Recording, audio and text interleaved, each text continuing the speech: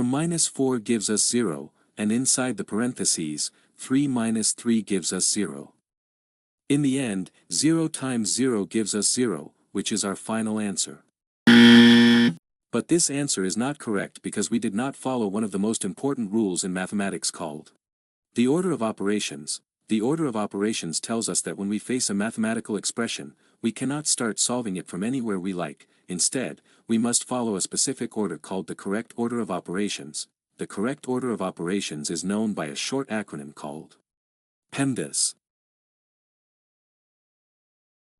P stands for parentheses. E stands for exponents and roots. M stands for multiplication. D stands for division. A stands for addition.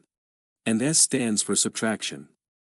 According to PEMDAS, in any mathematical expression, we first calculate parentheses, then exponents and roots, then multiplication and division, and finally addition and subtraction.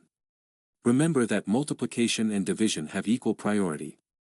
In any expression that has both multiplication and division, we move from left to right and perform whichever we reach first.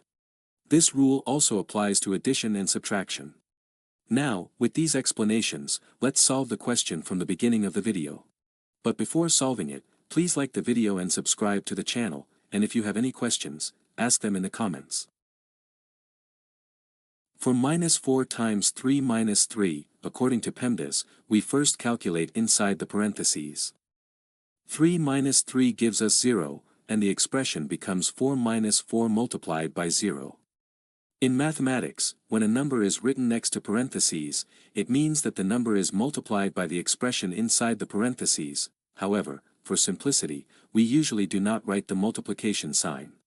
Now in this expression, there is one subtraction and one multiplication. According to PEMDAS, multiplication has a higher priority than subtraction, so we first calculate the multiplication, then the subtraction. 4 multiplied by 0 gives us 0. In the end, 4 minus 0 gives us 4, which is our final answer.